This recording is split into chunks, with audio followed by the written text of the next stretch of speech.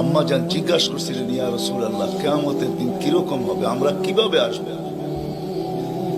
তো আম্মা জানকে আল্লাহ রাসূল বলছিলেন যে হুফাতান ওরাতান, পায়ে হাইটা আসবে, উলঙ্গ আসবে। তো আম্মা জান চিৎকার দিয়া বলছে, আলা ইয়ারা বাদুনা বাদা, আমাদের একজন আরেকজনকে দেখবে না? আল্লাহ রাসূল আম্মা জানের কোলে শোয়া ছিলেন, উঠা বসছেন, চেহারার রং পরিবর্তন হয়ে গেছে, আর বলছে, আয়েশা ইয়াউমুন আসির, আয়েশা বড় কঠিন দিন।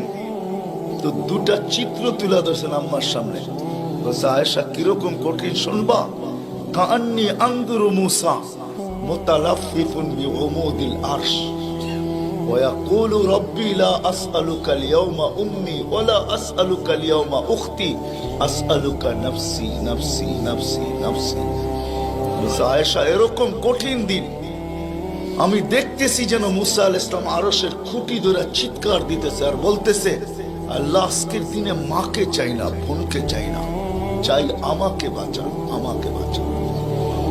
কালিমুল্লাহ, যার কিতাবটা আল্লাহ নিজের হাতে লেখছে, কাতাবাত তাওরাত বিয়াদি, যার কিতাব আল্লাহ নিজের হাতে লেখা দিয়েছেন, কালিমুল্লাহ যিনি, আল্লাহর সাথে যিনি কথা বলতেন, যার উপাধি কালিমুল্লাহ, উলুল আজমি মিনার রসুল, 5 জন নবীর ভিতরে একজন যিনি, 5 জন উলুল আজমি মিনার রসুলের ভিতরে। আল্লাহ রসুল বলছে, আয়েশা আরেকটু দৃশ্য বলবো তোমাকে? তো বলছে, ইয়া রাসূলুল্লাহ বলেন। বলছে, ওয়া জিআ বিজাহান্নাম, জাহান্নামকে যখন আনা হবে 70,000 শিকল লাগানো হবে, প্রত্যেকটা করার সাথে 70,000 ফেরেশতা ধরবে। তারপরও জাহান্নাম ছুটবে, সব ফেরেশতাদের হাতের থেকে ছুটা নিচে কিয়ামতের দিন মাঠের দিকে যখন ভাগতে থাকবে, তো জিবরিল আলাইহিস সালাম আল্লাহর পাশে থাকবে, চিৎকার দিয়া বসা পড়বে আর বলবে, রব্বি সাল্লিম সাল্লিম, রব আমাকে বাঁচান, আমাকে বাঁচান। ওই দিন শুধু একজন ব্যক্তিত্ব, আপনার আমার রাসূল মুহাম্মদুর রাসূলুল্লাহ সাল্লাল্লাহু আলাইহি ওয়াসাল্লাম শুধু উম্মতি উম্মতি বলে চিৎকার দিবে।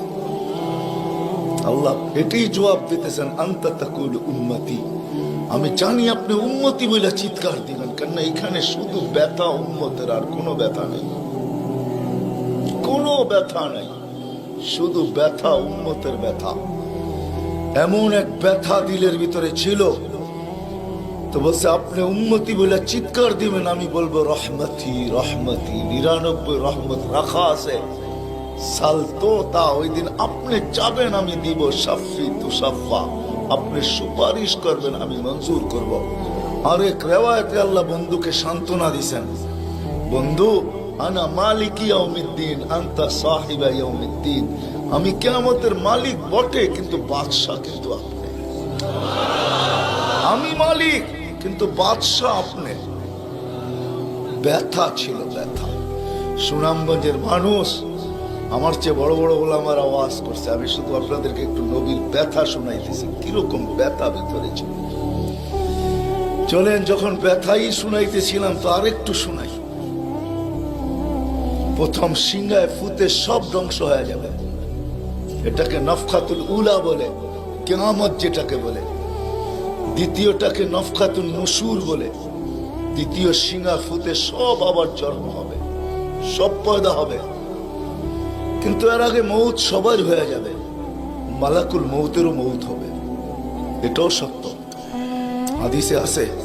আমি অতদূর টানতে চাইতেছি না।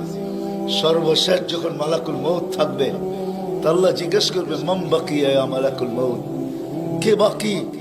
তো বলবে, লা মা বাকিয়া আহাদ ইল্লা আনা ওয়া আনতাল হাইয়ুল লাযী লা তামুত। আকাশ জমিন আরশের নিচে কোথাও কোনো সৃষ্টি বাকি নাই, শুধু আমি একা বাকি আর আপনি। আল্লাহ জিজ্ঞাসা করবে, আইনা আনতা, তুমি কোথায়? তো বলবে, তাহতা আরশিক, আমি আপনার আরশের নিচে, পড়ে তো না। আল্লাহ বলবে, মাদা তারাও, আরশের নিচে তাকায় দেখো তো কি দেখা যায়?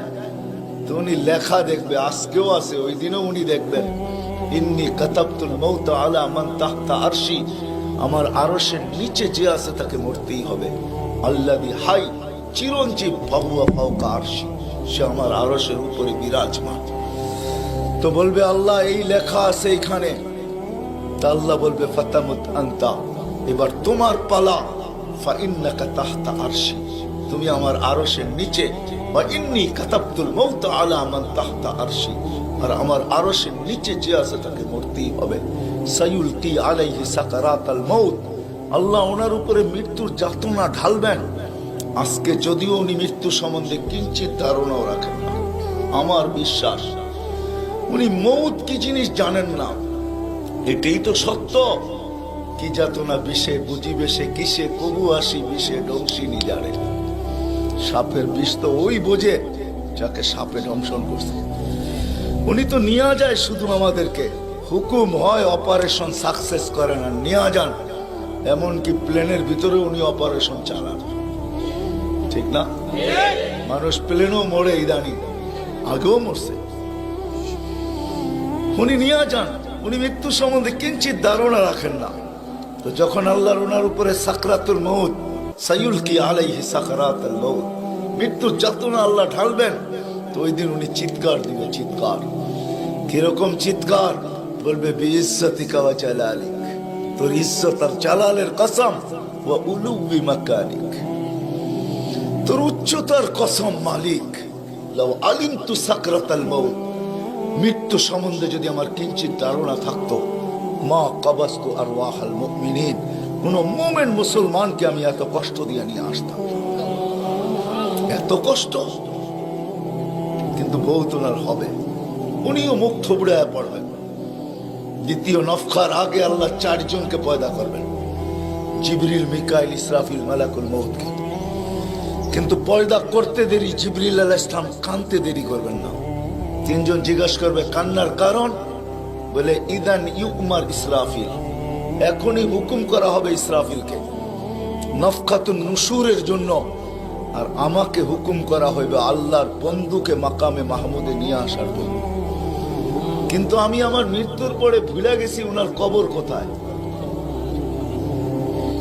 তো 3 জন বলবে সহজ সমাধান, ফাসআলিল আরদা, তুমি জমিনকে জিজ্ঞাসা করো। তো জিবরিল আলাইহিস সালাম জমিনকে জিজ্ঞাসা করবে আইনা কবরা হাবিবার রহমান, আল্লাহর বন্ধুর রওজা কোথায়? তো জমিন উত্তর দিবে কাদ দাক্কানি আল্লাহু দাক্কা ফানাসিত, প্রথম সিংহায় ফুতে আল্লাহ আমাকে এরকম ধুনা ধুনছে, এরকম ছানা ছানছে। ছানা বোঝেন? ধুনা বোঝেন? এরকম ধুনা ধুনছে, ফানাসিত, আমিও ভুলে গেছি কোথায় রাখছি। এটা মাঝে মাঝে আমাদের সাথেও ঘটে। টুপি যাবে খোঁজে সারা ঘরে, ঠিক না? সারা ঘর মাথায় উঠায় ফেলে, হঠাৎ পকেটে হাত দিয়া দেখে টুপি আর জিব্বাটা কামড় দিয়ে বেরিয়ে চলে যায়, ঠিক না? নাহলে তো ঘরালার আবার এর মাথা খারাপ করবে, ঠিক না? আমাদেরও ঘটে, জমিনও ভুলে যাবে। ওই দিন আল্লাহ রসুলের কবর থেকে নূর বাহির হবে, নূর নূর নূর নূর, হাত্তা ইয়াসাদ আরশার রহমান, আল্লাহর আরশ পর্যন্ত পৌঁছবে। আজকে বাহির হয় না, আজকে বাহির হলে দুনিয়া দুনিয়া থাকবে না, শেষ। আজকে সুযোগ নাই, ওই দিন বাহির হয়। জিবরিল আলাইহিস সালামকে হুকুম করা হবে নিয়ে আসো মাকামে মাহমুদে, নিয়ে আস, যাবে। পরেরটা হলো সুনামগঞ্জের মানুষ বুঝার, যদি ভিতরে দিল থাকে তাহলে বুঝবেন, নাহলে বুঝবেন না। উনি যাবে, পর মারবে পর, আর বলবে তুমি হাবিব আর রহমান, আল্লাহর বন্ধু ওঠেন। তো আল্লাহর রসুল উঠবে, হাদিসের শব্দ ওয়াহুয়া ইয়াকুম ওয়া ইয়াবকি ওয়া ইয়াকুল, উঠবে কিন্তু কানতে কানতে উঠবে, আর বলতে বলতে উঠবে জিবরিল আইনা উম্মতি আইনা উম্মতি আইনা উম্মতি আইনা উম্মতি, আমার উম্মত কোথায়? আওয়াসালা শাফির জাহান্নাম, আমার উম্মত কি আমাকে ফাঁকি দিয়া পুলসিরাতের কিনারে চলে গেছে? তারপরে জিবরিল তুমি আমাকে উঠাইতে আসছো? তো জিবরিল কসম খাবে বিইজ্জতিল্লাহি ওয়া জালালি, মা শাক্কাল আরদা আহাদুন ইল্লা আনতা, আপনি ব্যতীত কেউ ওঠে নাই, উম্মত কোত্থেকে উঠবে? আপনি শান্ত হন, শান্ত, সান্ত্বনা দিবে, উঠবে, মাকামে মাহমুদে যাবে। কসম খোদার, ব্যথা আমি শুনাইতেছি আপনাদের, উঠবে, যাবে। কিন্তু মাকামে মাহমুদে বসবে না, শুধু ডাইন হাতটা রাইখা দিয়ে দাঁড়ায় থাকবে। আল্লাহ জিজ্ঞাসা করবে, বন্ধু বসেন না? বলছে, না বসবো না। দাঁড়ায় আছেন কেন, হাত রাখছেন কেন? বলে, মালিক এই জন্য হাত রাইখা দাঁড়ায় আছি, এটা আমি মালিক। কিন্তু তাইলে বসেন না কেন? বলে, বসবো না। বলছে, কারণ কি কারণে বসবেন না? বলে, আমাকে বসায়া দিতে চান তাই না? আমি যদি বসি তো আমার উম্মতের জন্য ছোটবে কে, ভাববে কে, কাঁদবে কে? হাউজে কাউসারে যাবে কে? উম্মতের ঠোঁটে লাগায়া পেলা পান করায়া দিবে, পানি পান করায়া দিবে কে? মিজানের পাশে দৌড়াবে? পাল্লা যদি সামনে না ঝুঁকে তাইলে দুরুদের গাঠি নিয়া, যা আমি আপনি পড়ছি নবীর উপরে দুরুদ, ওই গাঠি গুলাকে নিজের কাঁধে করে নিয়ে চলে আসবে। প্রত্যেকের নামেরটা ইমাম কর্তুবী রহমতুল্লাহ আলাইহি লেখছেন, কিতাব মোতালা করেন, ওই গাঠি নিয়ে আসবে, নিজে উঠায়া নিয়ে আসবে, উঠায়া। এই জন্যই বলছে আমার উপরে দুরুদ বেশি বেশি পড়ো। ডেলি পড়ো না তো জুমার দিন পড়ো, আকসিরু আলাইহিস সালাহ ইয়াউমাল জুমা। জুমার দিন বেশি বেশি আমার উপরে দুরুদ পড়ো, তোমাদের দুরুদ গাঠটির ভিতরে রাখা থাকবে। গাঠটি কিয়ামতের দিন যদি পাল্লা না ঝুঁকে তো আমি পিঠে করে উঠায়া পাল্লায় দিয়া ঝুঁকায়া দিব, ঝুঁকায়া।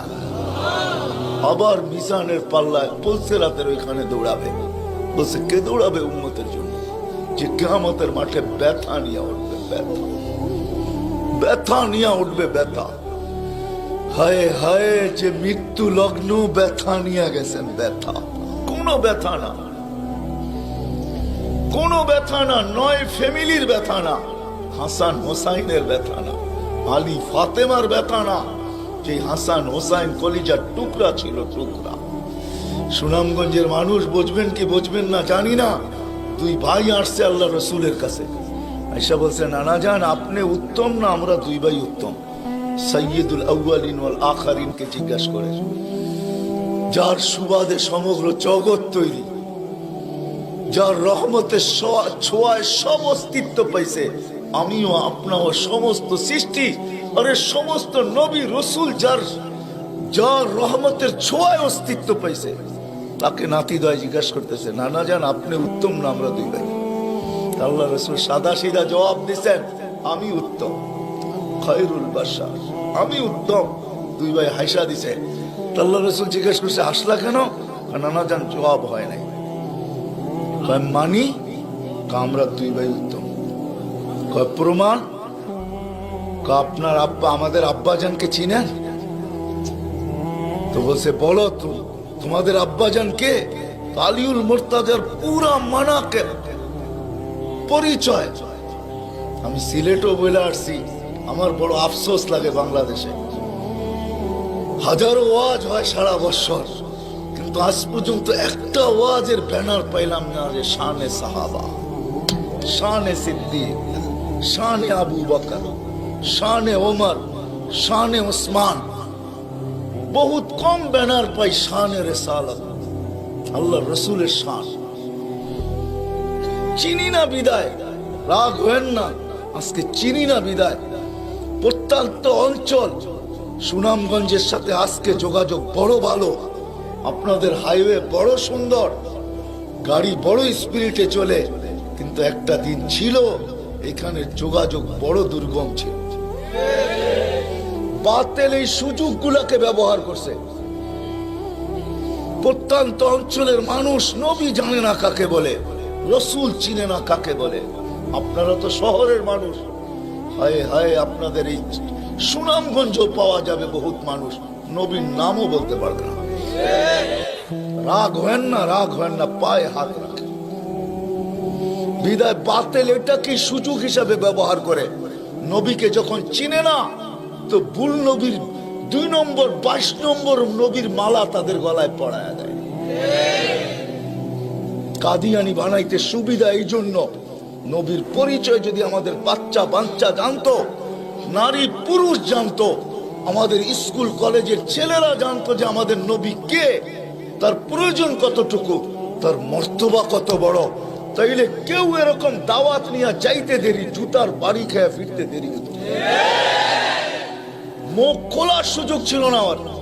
আমার বড় আফসোস লাগে, দিলে ব্যথা লাগে, ব্যথা যে বাংলাদেশে হাজারো লক্ষ ওয়াজ হয়, জানি না হুজুররা দেখছে কিনা জানি না, শানে সাহাবার কোনো ওয়াজ নেই, শানে আলী, শানে ওমর, শালিয়া, হায় হায় কথা মনে উঠছে এই জন্য বলেই ফেলি আজকে। আলী রাদিয়াল্লাহু তাআলা আনহু বসা আল্লাহ রসুলের কাছে, দুইজনই বসা, আর কেউ নাই। আমি আপনাদের কিতাবের হাওয়ালা দিব, কিতাব দিব।